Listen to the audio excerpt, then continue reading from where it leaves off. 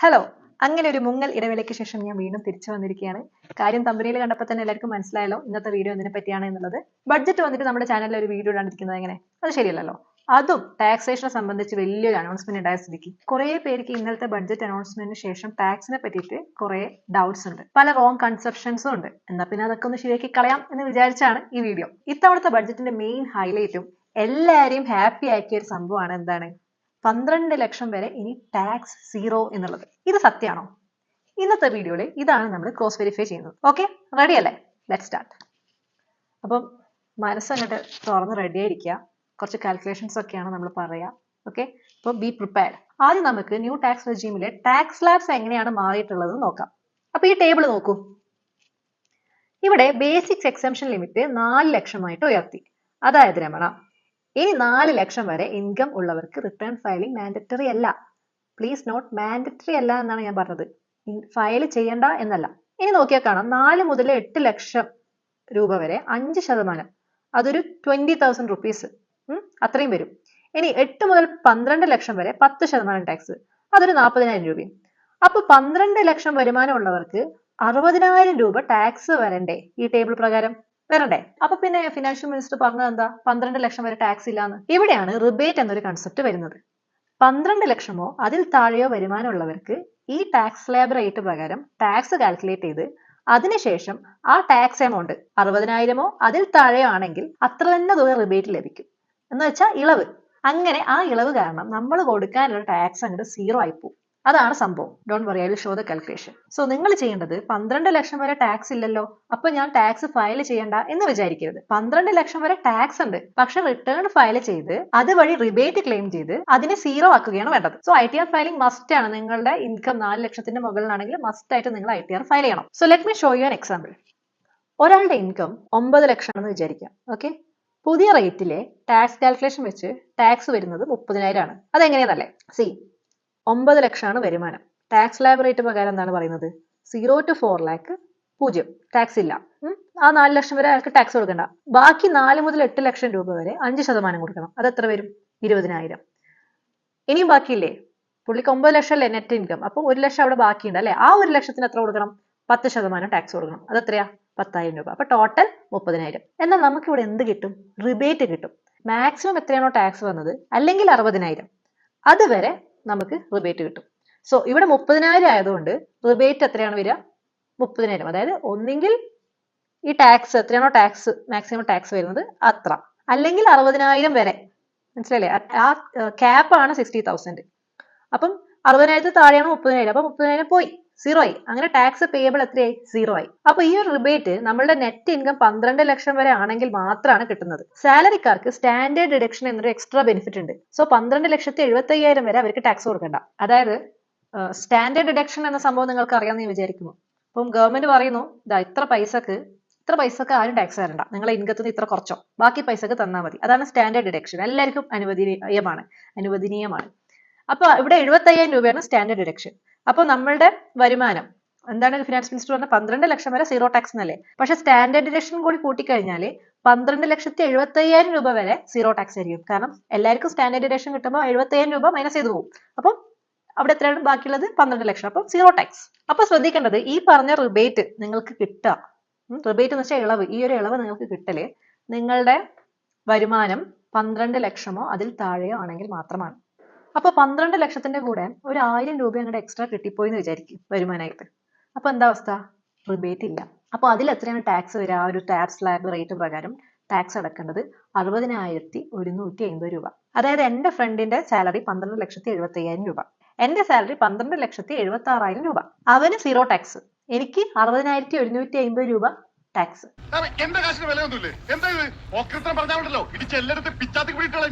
Just ഒരു 1,000 രൂപ കൂടിപ്പോയി ഇത്രയും ടാക്സോ?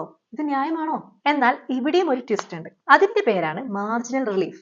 ഓക്കെ, ഒരു ഇച്ചിരി എമൗണ്ട് കൂടിപ്പോയതിന്റെ പേരിൽ നിങ്ങൾ കൊടുക്കേണ്ട ടാക്സ് എമൗണ്ട് വളരെ കൂടുതലാണെങ്കിൽ, എത്രയാണോ കാൽക്കുലേഷൻ പ്രകാരം നിങ്ങൾക്ക് വന്ന ടാക്സ്, അതിൽ നിന്ന് നിങ്ങൾ ഏൺ ചെയ്ത എക്സ്ട്രാ ഇൻകം അങ്ങോട്ട് മൈനസ് ചെയ്ത് കഴിഞ്ഞാൽ ആ ഒരു എമൗണ്ടിനെ നിങ്ങൾക്ക് മാർജിനൽ റിലീഫ് ആയിട്ട് എടുക്കാം. അതായത് എത്രയാണോ 12 ലക്ഷത്തിന്റെ മുകളിൽ ഏൺ ചെയ്തിട്ടുള്ളത് അത്രയും എമൗണ്ട് ടാക്സ് കൊടുത്താൽ മതി. ഒരു കുന്തവും മനസ്സിലായില്ല അല്ലേ? ഇപ്പൊ ശരിയാക്കി തരാം. എക്സാമ്പിൾ നോക്കൂ.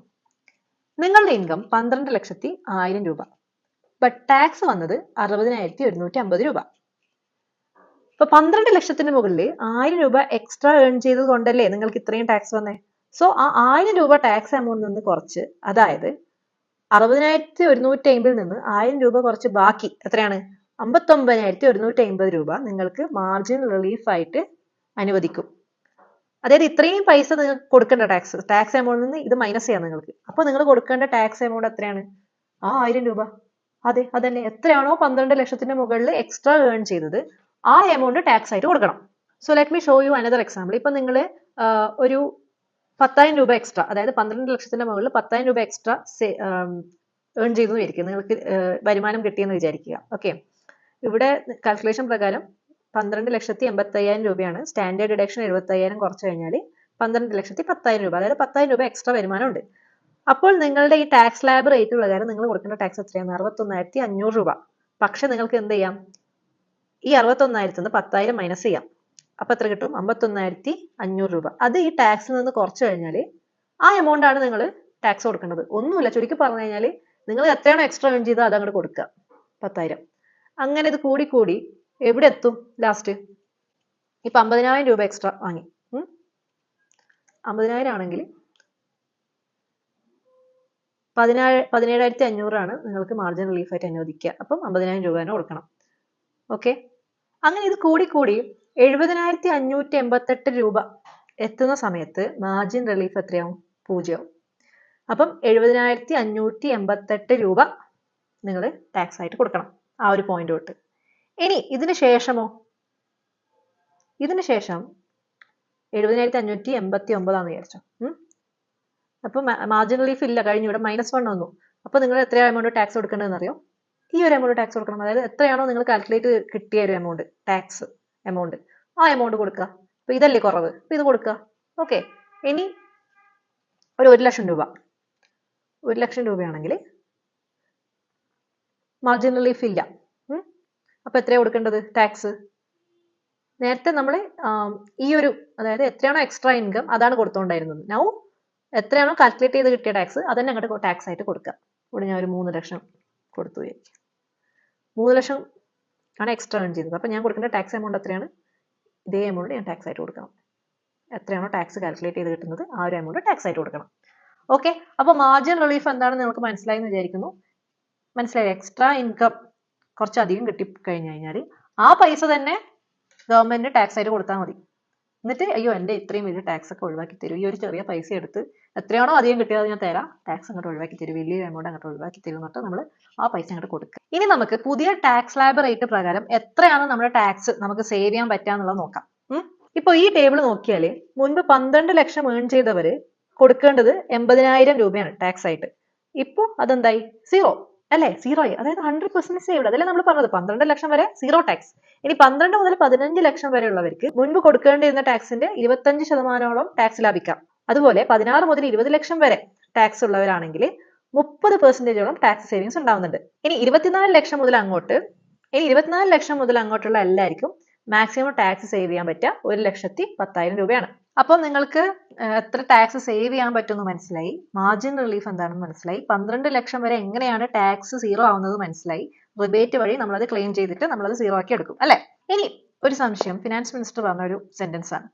എന്താണ് പുള്ളിക്കാരി പറഞ്ഞത്? She said, I am now happy to announce that there will be no income tax payable up to 12 lakh. That is average income of 1 lakh other than special rate incomes such as capital gains under the new regime. Why she said other than special rate income such as capital gains? എന്തുകൊണ്ട് പുള്ളിക്കാരി അങ്ങനെ പറഞ്ഞു? എന്താണ് അവിടുത്തെ catch?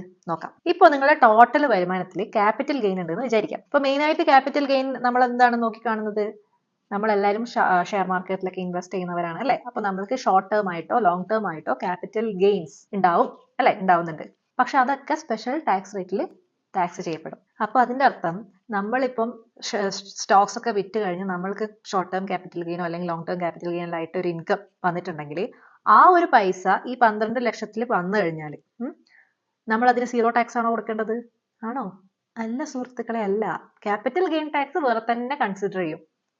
മറ്റുള്ള income, അതായത് നിങ്ങളുടെ salary, rental income, മറ്റുള്ള ഇൻകം, പ്രൊഫഷണൽസിന് കിട്ടുന്ന ഇൻകം, അതൊക്കെയാണ് ആ 12 ലക്ഷത്തിൽ വരുന്നത്. ഓക്കെ, ക്യാപിറ്റൽ ഗെയിൻ എന്ന് പറഞ്ഞ സംഭവം എസ്പെഷ്യലി സ്റ്റോക്ക് മാർക്കറ്റിൽ വരുന്ന ഇൻകം അത് ക്യാപിറ്റൽ ഗെയിൻ ആണ്. അത് ആ ക്യാപിറ്റൽ ഗെയിൻ ടാക്സേഷൻ പ്രകാരമുള്ള ടാക്സ് അനുസരിച്ച് കൊടുക്കണം. ഷോർട്ട് ടേം ക്യാപിറ്റൽ ഗെയിൻ ആണെങ്കിൽ flat 20%, long term capital gain ആണെങ്കിൽ 1.25 lakhs വരെ എക്സംഷൻ ഉണ്ട്. അത് കഴിഞ്ഞുള്ള പൈസക്ക് എത്ര കൊടുക്കണം?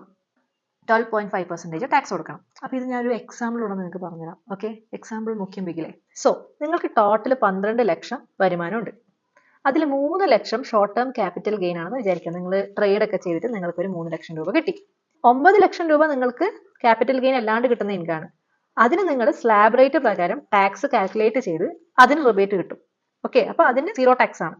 പക്ഷേ ഷോർട്ട് ടേം ക്യാപിറ്റൽ ഗെയിൻ ആയ 3 ലക്ഷത്തിന് 20% ടാക്സ്, അതായത് 60,000 രൂപ നിങ്ങൾ കൊടുക്കണം. After cess total tax payable എത്രയായിരിക്കും? 62,400. അപ്പൊ ഈ 9 ലക്ഷത്തിന് ടാക്സ് ഇല്ല, മറിച്ച് ഷോർട്ട് ടേം ക്യാപിറ്റൽ ഗെയിന് നിങ്ങൾ ടാക്സ് കൊടുക്കണം. ഇനി ലോങ് ടേം ക്യാപിറ്റൽ ഗെയിൻ ആണെങ്കിലോ 9 ലക്ഷത്തിന് മുകളിൽ നേരത്തെ പറഞ്ഞ same treatment. Okay, rebate claim ചെയ്ത് നമ്മൾ 0 ആക്കുന്നു ടാക്സ്.